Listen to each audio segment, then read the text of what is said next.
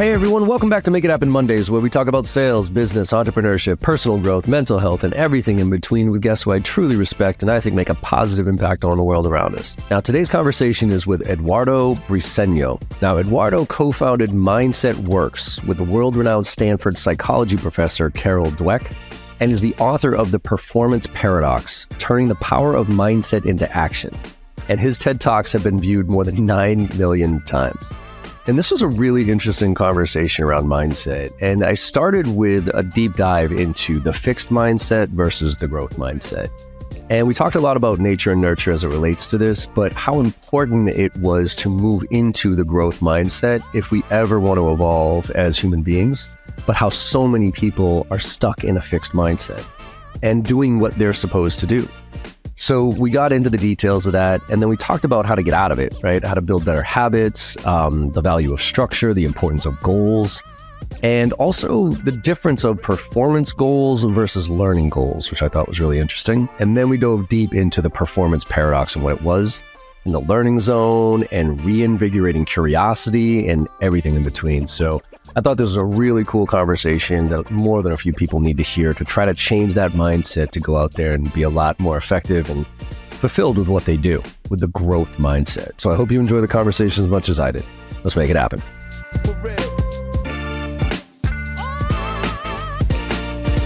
Eduardo, welcome to the Make It Happen Monday podcast, my friend. How are you doing today? Doing great. Thanks for having me here, John. I'm looking forward to this conversation. I was doing some prep and looking through some of your TED Talks and reading some of the highlights of your book that you got out there. And so I think there's a lot to unpack here. But before we get into what we're going to go over, the performance paradox and a few other things about belief systems and everything else that we all have, Eduardo, why don't you give the audience a little bit of background on where you're coming from and what you're up to these days?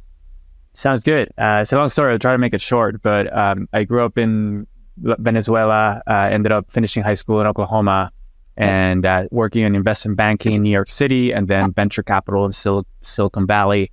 And throughout my schooling and my early adulthood, I just didn't have any better idea of what to do. So I just did whatever people expected of me, like whether it is to work to get good grades or to try to get into a good university, to try to get a high paying job. And I wasn't really passionate or interested about anything in particular. And I was working really hard to perform and to do what people expected. And eventually my body broke down. I got a repetitive strain injury called myofascial pain syndrome. And I started losing the ability to use my hands. I met other people who had the same condition who couldn't use their hands for more than 10 minutes a day. And I was 27 years old, so I was freaked out. Just if I got to the point where I couldn't use my hands, what was I going to do? How was I going to survive? And I realized that I needed to make lots of changes, including figuring out what I had, how to heal, just health-wise, but also it gave me kind of a sense of mortality. Not that I was going to die, but that, I couldn't take my ability to do things for granted. And so it made me question, how am I spending my time on earth? Am I being a good steward of my life? And I realized I wanted to start doing something that felt more meaningful to me. So I went to grad school to figure out what that would be. And over there, I was introduced to a professor named Carol Dweck. She's a Stanford professor, psychologist. She wrote a seminal book called Mindset. And she coined the term growth mindset, which has become, part of a vernacular. And I had her as my mentor. I still have her as a mentor for the last 16 years. We co-founded an organization together called Mindset Works. And so I became passionate. Learning about her work gave me lots of insights about how I had gotten in the way of myself in my career and in my life. And so became passionate about becoming a better learner and performer myself, but then helping other people do the same. And that's the work I do now. And right now I'm a public speaker. I do keynotes and workshops for organizations that want to foster a culture of learning and high performance. Love that. I mean, I think that I want to start there with the growth mindset versus the fixed mindset. One of the things that struck me when I was watching some of the stuff that you had put out there, that it's an either or, like you're either a growth mindset or a fixed mindset. And most of us, a lot of kids are fixed mindsets where they go towards being rewarded for the hard work that they put in and everything else. But it's interesting. You had said something that piqued my interest, which was that most people don't think they're in a growth mindset, but I don't understand that, because as a child, you're always growing, you're always learning. So you're always getting better, you're growing just inherently as a child. So why do you think that we have, like a lot of people have a fixed mindset, even though it's staring them right in the face, that's not the case? Yeah. So, so for people who are not familiar, mindset, when we ask people what is a growth mindset, a lot of people might answer it's working hard, or it's persevering, or it's having high expectations. And a growth mindset is none of those things. So I want to be clear about what it means. Okay. A growth mindset is a perspective about the nature of human beings. Specifically, is the belief that we can change, that our abilities or our qualities are malleable, that we can develop them over time. And so I agree with you, as young children, before we get to school, I think most of us are great learners. We are tinkering. When we're learning to walk, we are trying to get up and we're falling and trying again and falling again, trying something different. And we're being so attentive at the environment around us. We are learning all the time. But then there are lots of things in the systems and in our society, the beliefs that we learn in our childhood and early adulthood that put us in some ways into a fixed mindset. And so, for example, there's research that shows that when parents speak with their kids, the way they speak to their kids has a big impact on the children's mindset. Yep. For example, if a parent praises their child for being smart when they do something well, quickly, without mistakes, without effort, you say, "You're so smart, you're so talented." We do that with our best intentions because we think that's going to, increase the confidence of the child. But what lots of research shows is that the child might feel good about themselves at that moment, but they want to continue getting that praise of being told that they're smart. And so what they do is they shy away from challenges, from things that are really hard, where they're really going to learn. They start doing the things that they're comfortable with. They're trying to do things quickly and perfectly. When they make mistakes, they try to hide them. This was me. Like I would make mistakes. I would hide them. I would deny them, or I would rationalize them. When I would receive feedback, I would rationalize it. I wouldn't kind of take responsibility.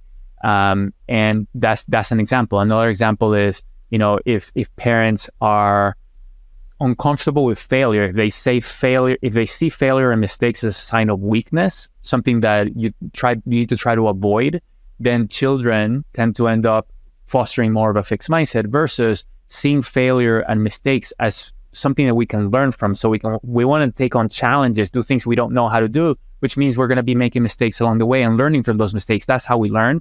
If that's what parents want from their kids, rather than getting straight A's or winning every game, then it fosters kind of more of a growth mindset versus fixed mindset. So we could talk about parenting and kind of the beliefs that we all have that are part of the water and the air in society. Right. But the same thing is in schools, right? There's just in kind of the way that we grade everything in school, or school is so performance oriented rather than learning oriented. Yep. So lots of reasons, but all of us are a mixture of a growth mindset and a fixed mindset. It's not like one of us is all growth mindset and somebody else is all fixed mindset, but we might see different abilities first in a spectrum, somewhere in the middle or toward one end or the other. And also these things change, right? So if our situation changes, our mindset changes, and we might also think about ourselves as a learner and label other people in fixed ways. So these things are complex. And as you say, kind of reflecting on it, increasing our self-awareness is the first step in the process. Yeah, and I think that's, you had mentioned something that it took up until you're a graduate where you stopped doing what you were supposed to do, right? I wrote a blog post a long time ago called "Stop Doing What You're Supposed to Do," right? You're supposed to, get a job, you're supposed to get married, you're supposed to buy a house, you're supposed to have a kid. And there's all these societal norms that are thrown at us. And when you wake up and you realize, wait a minute, I don't have to do this stuff. Now, the challenge with that I find is that it was interesting, and I'd love your perspective on this. I was going to write this really well thought out, hey, stop doing it. Let's break the norms here, right? And then I saw this tweet from, and this was a year or so back, where this millennial said, hey, Gen Xers and everybody above, you keep telling us that, you can do whatever you want to do and all that other stuff. But when you were kids, there was a certain structure to what people were expected. And there's comfort in structure in the sense that, oh, okay, cool. I got an A, great. I got married, check that box, right? Now that the norms are kind of broken, right? In the sense that literally, if you really wanted to, anybody can do what you want to do.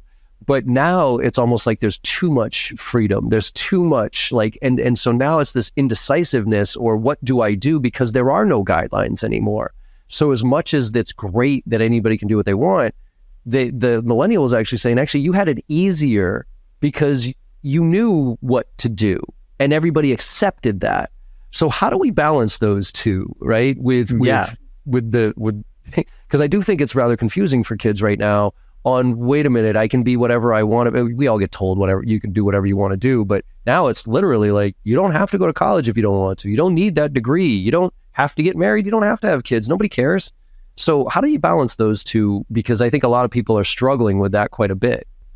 Yeah, I think it's really insightful. And I think it does put more onus on the person to create structure and to create our coherence in the way we think, our coherence in our relationships and our structures, in our habits, so that we are kind of building habits and the structures and people and tools that work well with those habits to pursue our goals, right? And so we can, whether we do it as an individual or whether we do it as a leader, like we can create that structure within our companies, right? So that when somebody comes into our team, it's not all up to them to figure out anything. We want to give them freedom, but here's some structures that we use. Here's some habits and tools that we use that will make it easy for you to behave in the ways that we value and that are going to lead to learning and high performance. So I think we can create those structures. And to the extent that people are lost initially,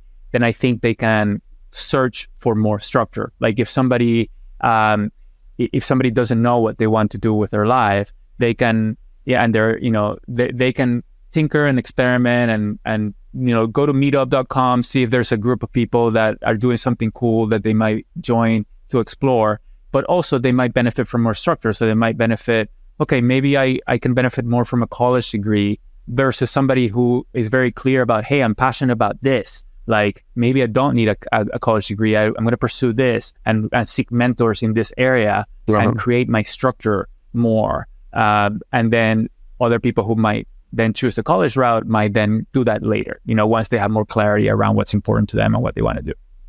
Yeah, I think the most glaring example is, at least here in the States that I notice, is the military, right? Is that you have some kids who in high school and grade school, they're just complete fuck-alls. You know what I mean? They're degenerates, they do, whatever. And then all of a sudden they go in the military and, talk about structure, right? Like they're not even allowed to eat at times that they're not allowed to eat.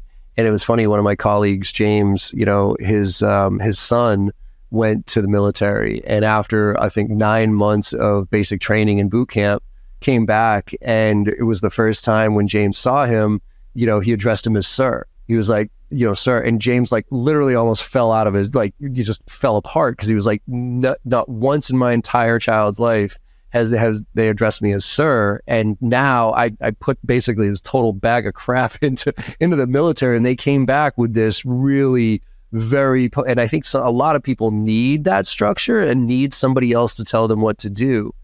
But I guess, how do you identify in yourself?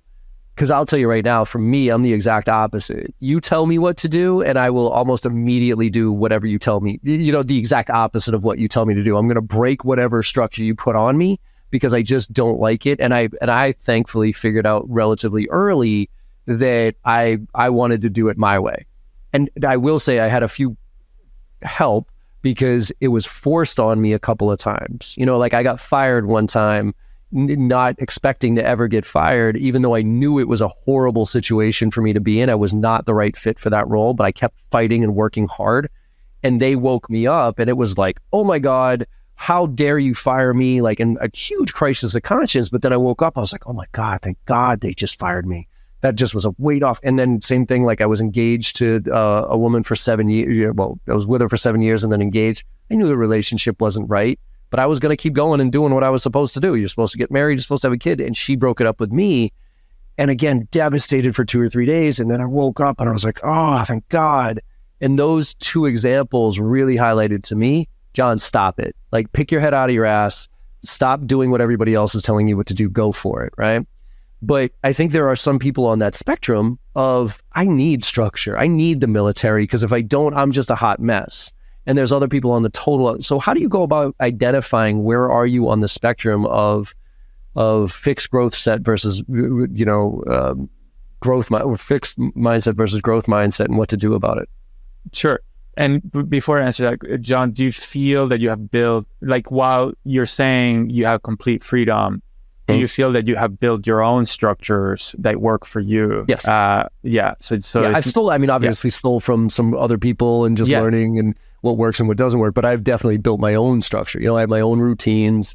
I try to, get myself to do, I kind of understand how my brain works these days. And I'm like, all right, put these things in place so you don't do certain things and others. So I've definitely adapted and adopted a structure to it. Great. I feel also that I have built my own structures over time. I continue to build them and, tinker with them.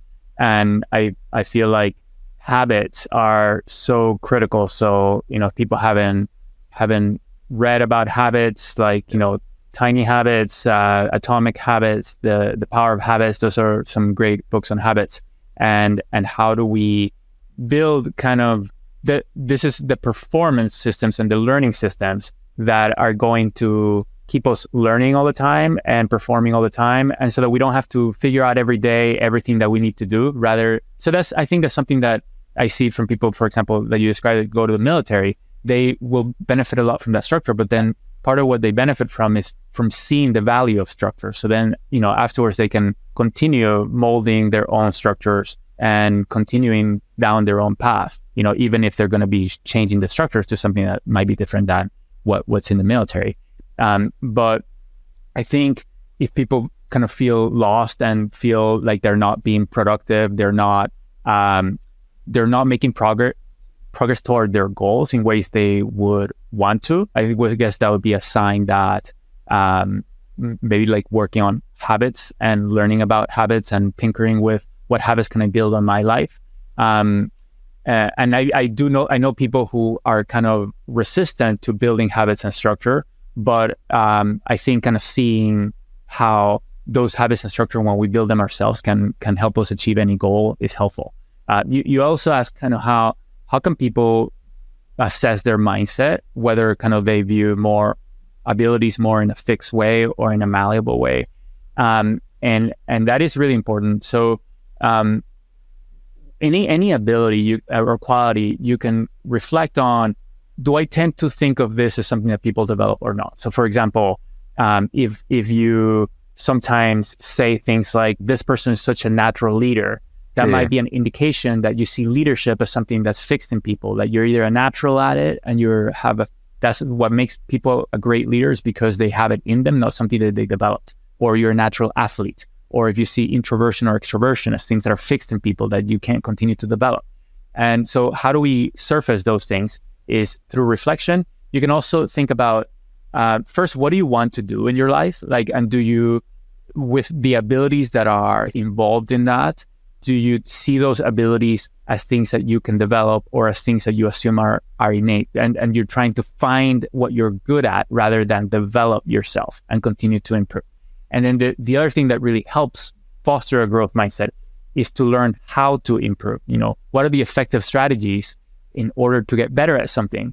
Because too often we think that the way to get better at something is just to work hard. And that's not how improvement works. That's not how effective learning works. And so the more that we learn how fantastic people, very skilled people at a particular thing become so good, and we emulate those behaviors, we tinker with them, we reflect on how well they're working with us, then that helps us build a growth mindset, accelerate our improvement, accelerate our results.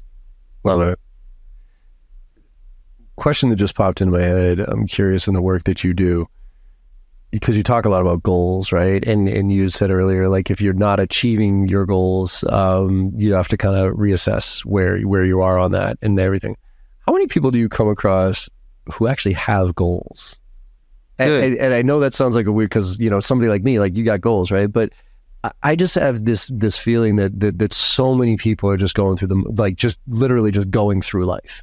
You know what I mean? And my thing is always saying, if you don't have goals in life and like ones that you have written down and you're going for, then you're just along for the ride and somebody else is dictating your path. But if you have goals, then you can dictate your own path. So, I don't know whether it's a percentage breakdown or anything like that, but from your perspective, like how many people actually have goals that they're working towards versus are just going through the motions and trying to figure things out as they go?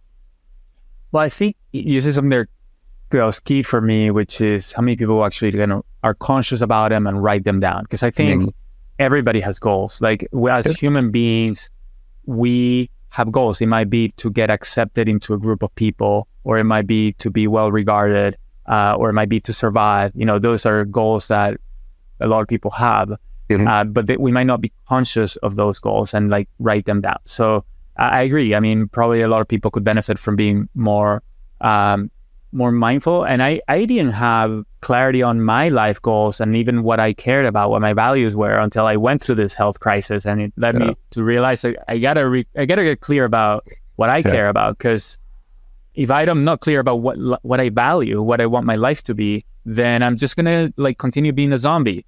And that's that was how I was living. What I would say that when we think about goals, I would encourage people to think about two different types of goals. One is performance goals, what we want to achieve, but the other is learning goals. What do we want to get better at? And how do we pursue both of those things is really important. Sometimes we just set performance goals and don't get clear enough around what am I going to work on in order to achieve that performance.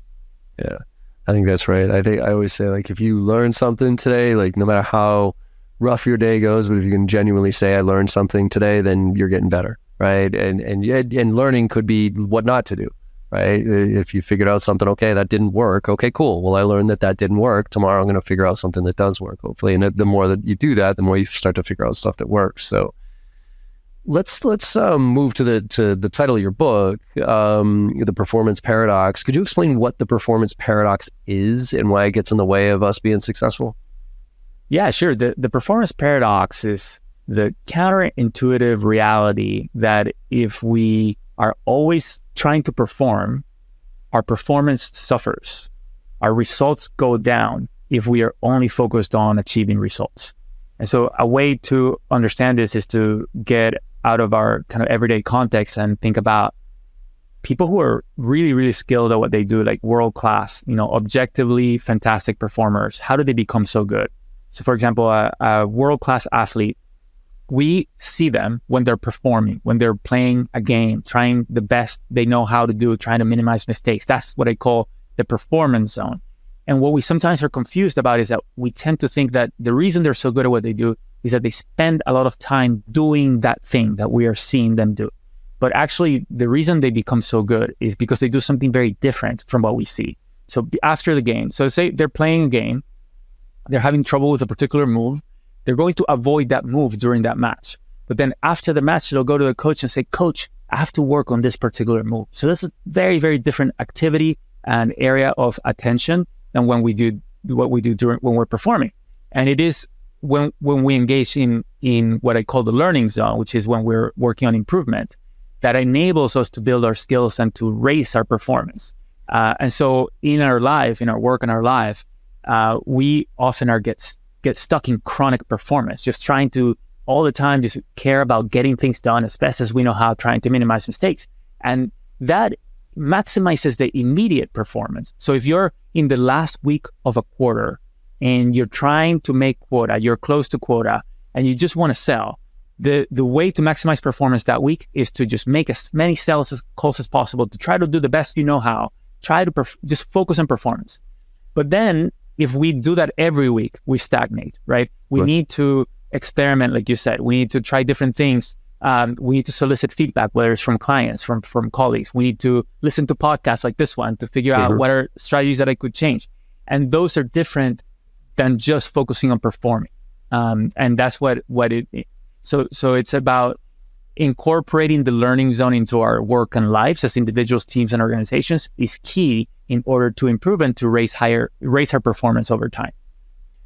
So is this in line with, let's talk about strengths and weaknesses here for a second, because I've always, shied away from working on my weaknesses because my weakness is my weaknesses for a reason, right? I always, from a management standpoint, I always lean into somebody's strengths. It's like, whatever you're good at, I want to lean into that. So you go. But, you talk about people like icons like Beyonce, Foo Fighters, and Tom Brady. Talk to me about that paradox there of like focusing on your strengths, what makes you great, versus avoiding or working on your weaknesses. Because to a certain degree, what you just mentioned there is me.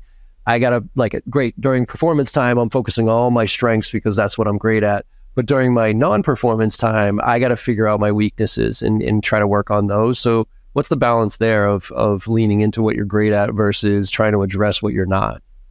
Sure. Well, in the learning zone, we can choose to work on our strengths or our weaknesses.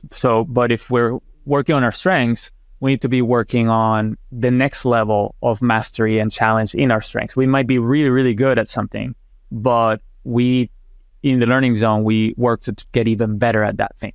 So we need to first, the assessment of what are my strengths and weaknesses is helpful. So we can help us, reflect and then we can get feedback, right? From mentors, from colleagues, from clients, and then we can make decisions about, do I want to continue working on certain strengths or do I want to also work on some weaknesses? And that involves judgment. If you look at people like, Beyonce, Tom Brady, and the Foo Fighters, they work not only on their strengths, they also work on their weaknesses. Right. But it might be that in team situations, you can divide and conquer. And so I might have a weakness that somebody else is great at, and together we can work awesome. And then if we both work on our strengths, we might become, we might accelerate our improvement the most and achieve the most. But if I'm weak at listening, chances are that working on listening is going to be really helpful to me and to our team. Right. So I think there are things that are really important to work on, whether, where their strengths or weaknesses. And often, the best performers often work on both the strengths and their weaknesses. Yeah, because that's the other part of it is I find a lot of people, really focus on their weaknesses, but a lot of times those weaknesses there's nothing that they can do about them. In this, there is, but only to a certain degree. So it'll get you marginally less bad versus focusing on the really good stuff that's going to get you exponentially better, right? And I use a dumb example in basketball, right? I'm a 6'1" white dude, right? I could have worked on dunking. I suck at dunking the basketball, right? I could barely touch the rim. And so I could work on dunking the ball and getting better at that. But my 3-point shot was pretty legit. So, if I had focused all my effort on learning how to jump higher and where my physical makeup is just not really set for that. So I guess which ones how do you identify the weaknesses that are truly getting in your way and will exponentially help you get to that next level versus the ones that are just weaknesses and you should probably learn to either delegate or partner up with somebody who can help you address those?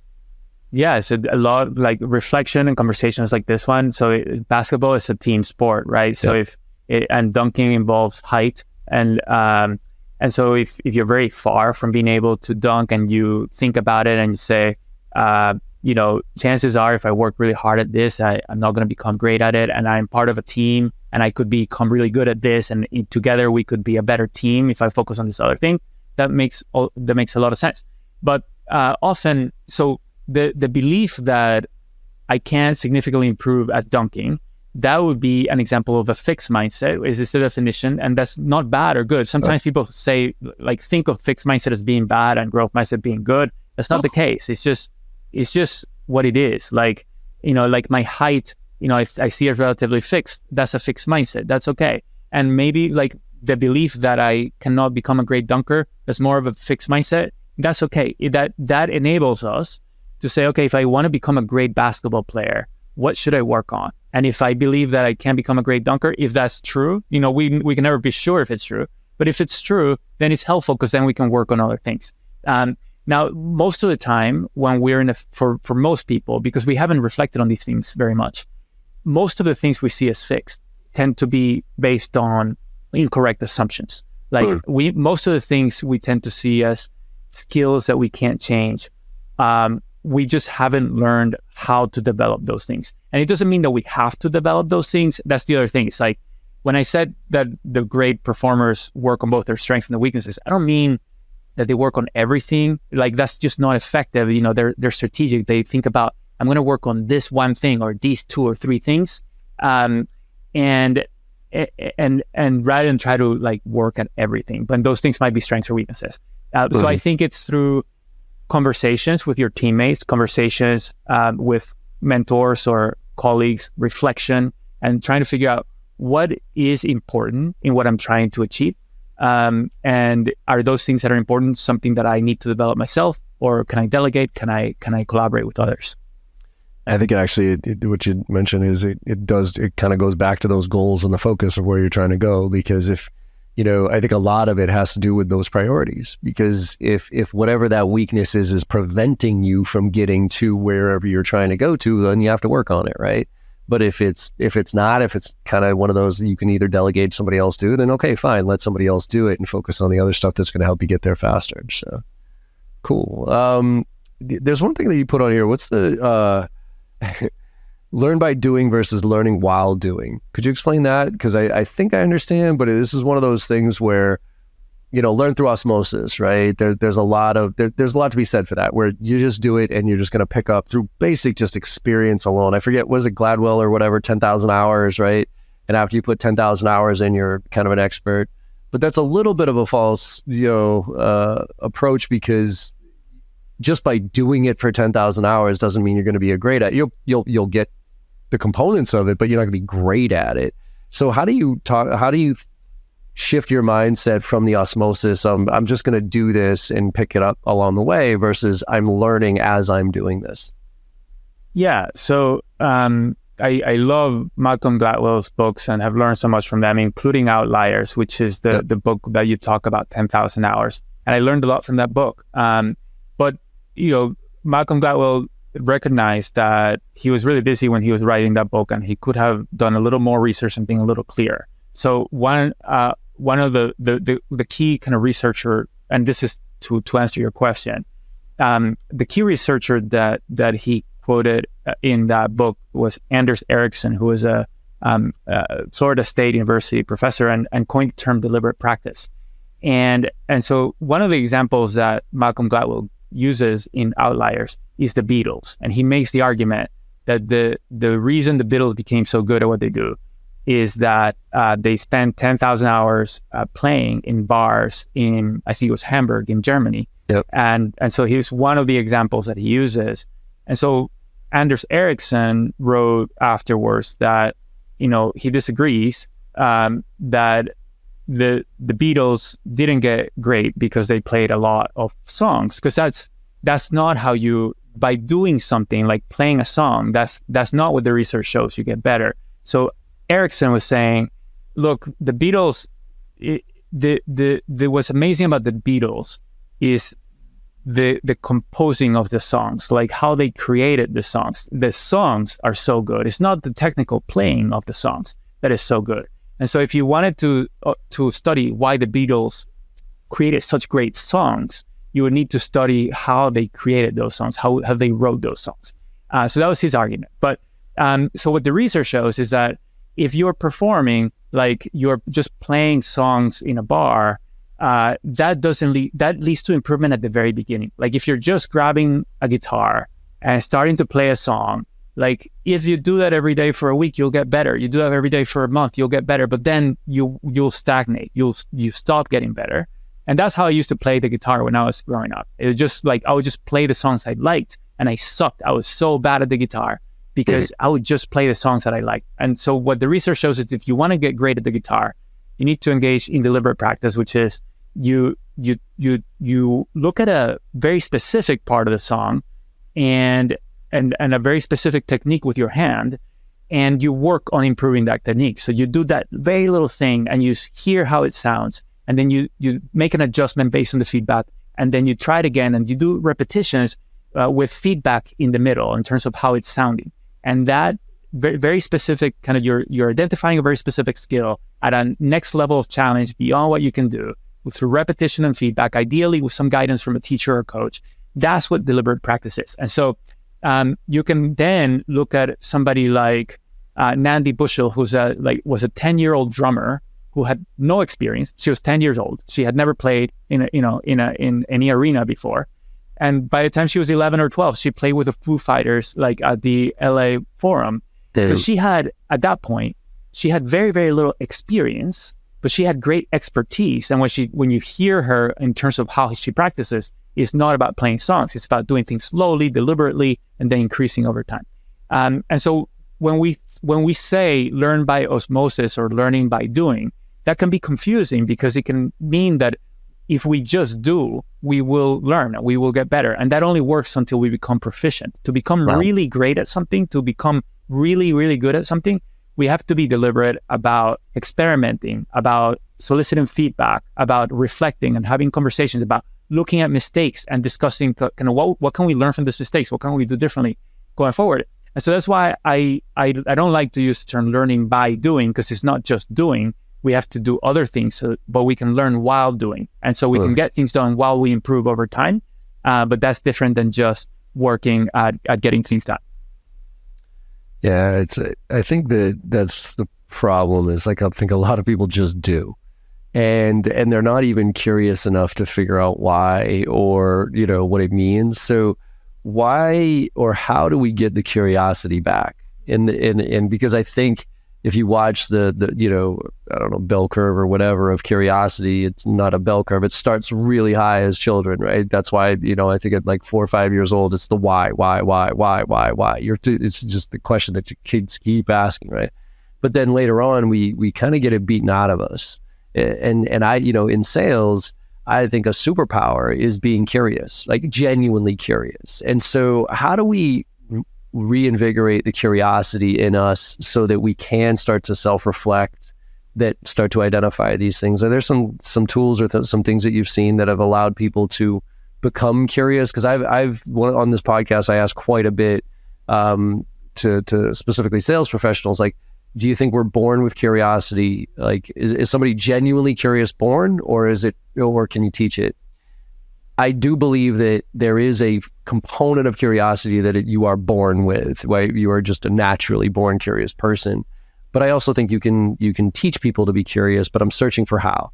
So how can we reverse engineer this maybe a little bit and get people to be more curious about themselves, about the world around them, any of that?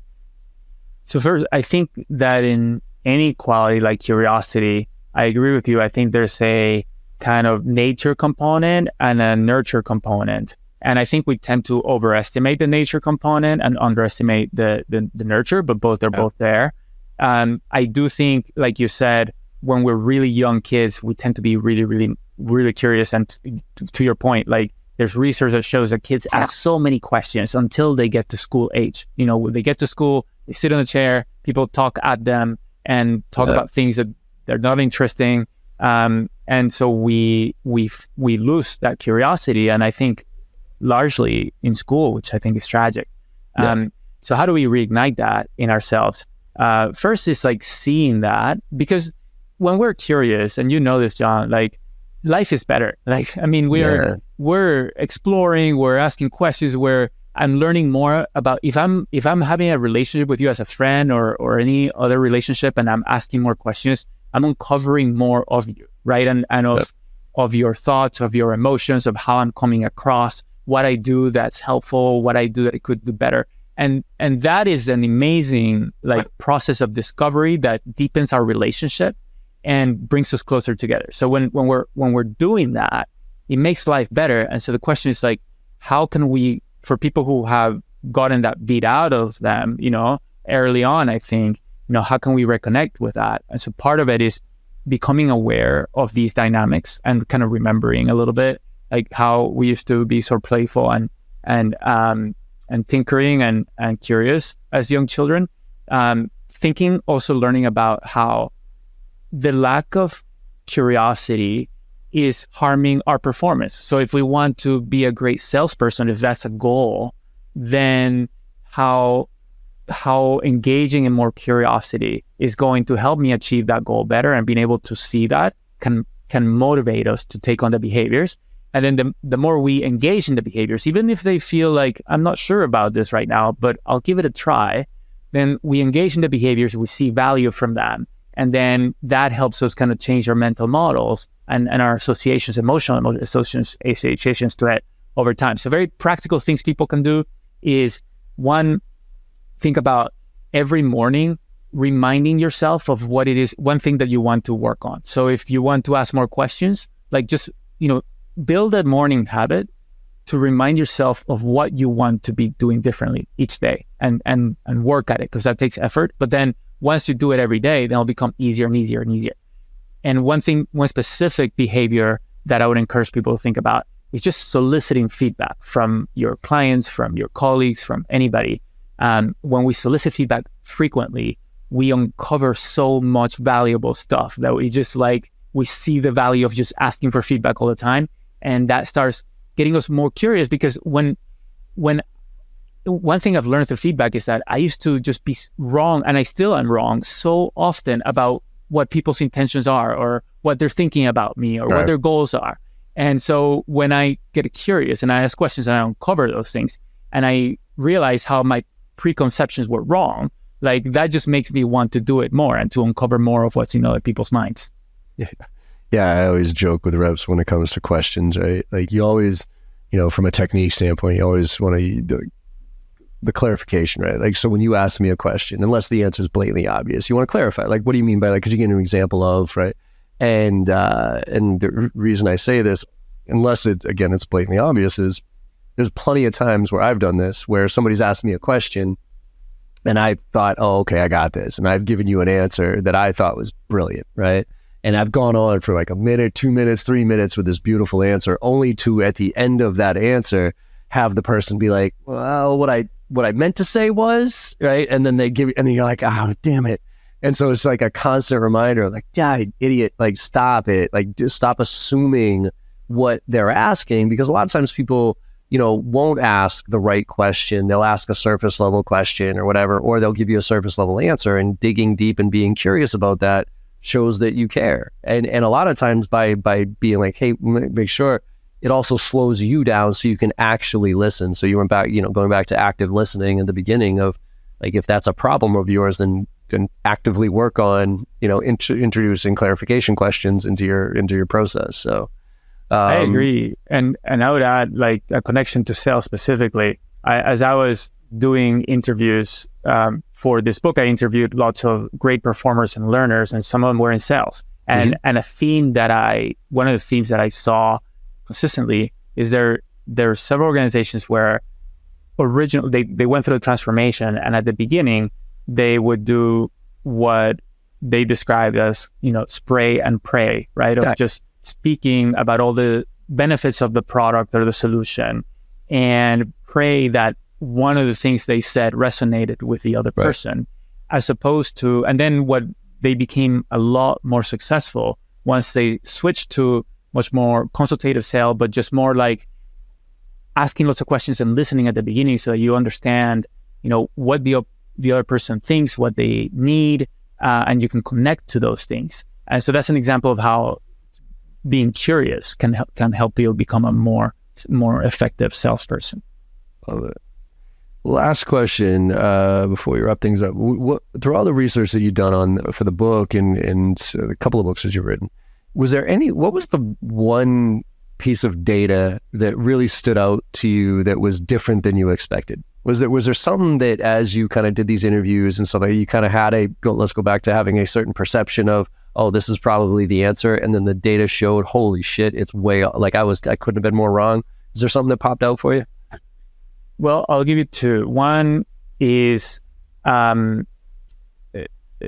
on data, but I came to the book with an assumption that, and I still, to a large extent, believe this, but I realize how I was wrong too, where I believe strongly, and people in my field believe strongly, that as leaders, we need to model the behaviors that we want to see in other people. Yeah. And so if we want to build a learning organization where people ask questions and solicit feedback all the time and disagree with each other, right? And hey, here's how I see it, so we can engage in an honest conversation.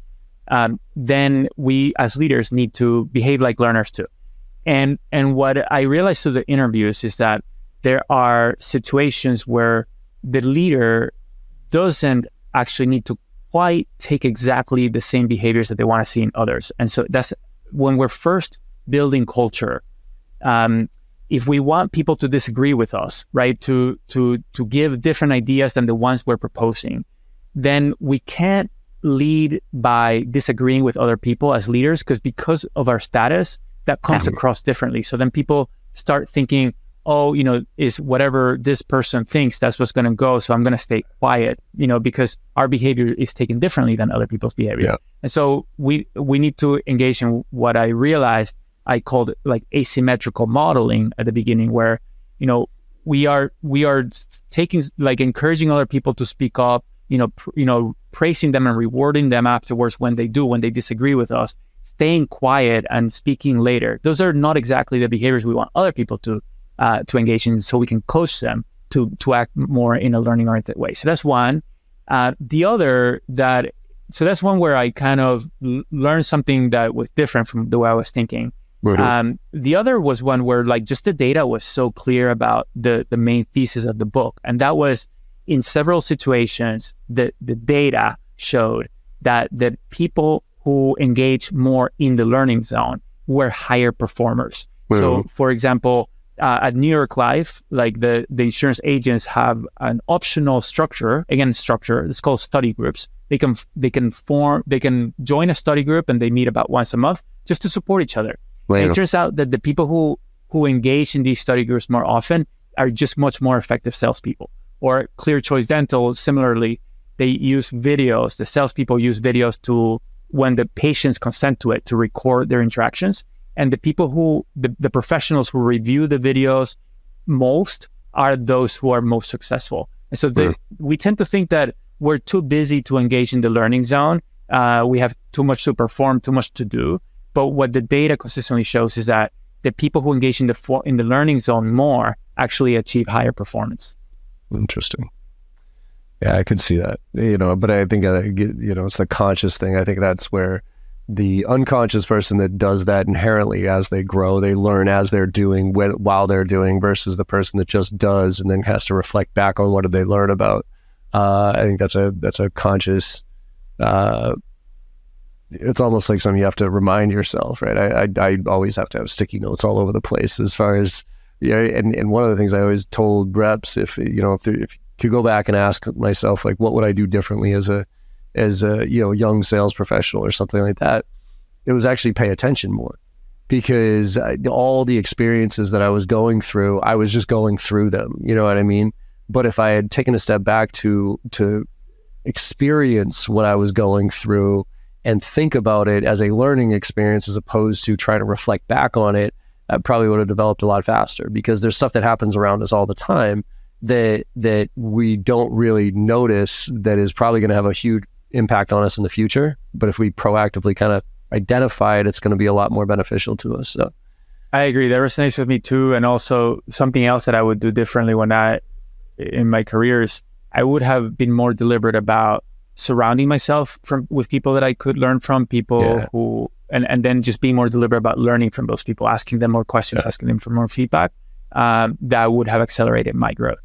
Yeah, I think that's definitely something I wish if I could go back. There's probably at least a handful of people I'm like, oh man, I was right there with that person, and all I had to do was ask them all these questions, and they would have probably given me so many better answers than I have right now. So.